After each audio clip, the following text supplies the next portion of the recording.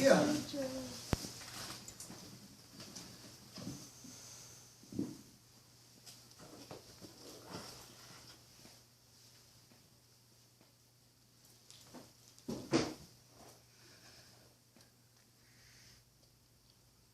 In my 7th grade band class, my teacher asked for volunteers to switch instruments and start playing bassoon, a 10-pound woodwind made for people with deep lungs and higher ambitions. My parents must have slipped courage into my breakfast with a cup of pride on the side because the swelling of mediocrity inside my bones forklifted my hand into the air by the end of the day. I had a case filled with 10 pounds worth of unknown potential. 10 pounds worth of, let's see what you got, kid, 10 pounds worth of show us you got something. I started taking lessons from a private teacher named Lyle, a man that cut through bullshit quicker than I could come up with it. He was 6'4", with a pot belly strangled by clothes 2 sizes too small, a heart like a music box that sung gentleness into your soul, and a laugh sweeter than any hymn he ever played. I remember feeling small in his presence. Like, look at all those things I have to grow into.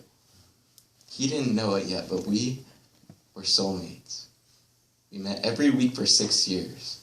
At first, my fingers forked and jostled into positions Lyle had never seen. Bassoons were made for kids with stubby-ass fingers, so the noises I produced sounded worse than Lyle's fashion choices looked. It wasn't long before I realized that courage just wasn't gonna be enough. Frustration moved in, and second guessing was his neighbor. 2 lessons in, I was done. But Lyle insisted that I evacuate my mind. Forget the fingerings and notes. Treat the bassoon as an extension of your heart, he said. You don't need an instrument to make music. Take the pain, the anger, the fear. Play them into silhouettes that make eardrums cry. Feel the joy, the happiness, the passion. Play with a smile. Let your music be the backdrop to your audience's love stories.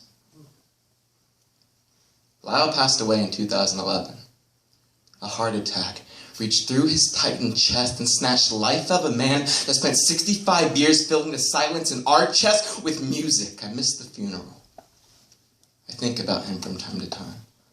I wonder how many times he smiled on his last day, how many songs he sang with his laughter before death cut the power cord to his most beautiful instrument. I miss the funeral of the man who reintroduced me to myself. I feel like I'm running out of words because Webster only has so many synonyms for sorry, but what am I supposed to say when I know he let distance separate souls? I wonder what his last thought was. I wonder if he was able to evacuate his mind at the same time the oxygen was evacuating his lungs. I wonder if he thought about his students before his last breath. I wonder if he extended his arm into the air to show us that courage doesn't stop because your heart does. I wonder if God feels like he made a mistake. I wonder if his knees buckled when he stepped into the confessional with the weight of Lyle's death on his mind. I wonder if he smelled the guilt on his fingertips as he begs the sky for forgiveness. I wonder if he can't sleep at night with the weight of Lyle's obituary playing boogeyman in his dreams, like that heartbreaking song that you can't get out of your head. I wonder how many broken spirits gathered at the funeral. I wonder how many of them hugged Lyle's wife to remind her of the melody he left playing in every beat of our hearts. I wonder what kind of music they played during the succession, or if they just sat there in the silence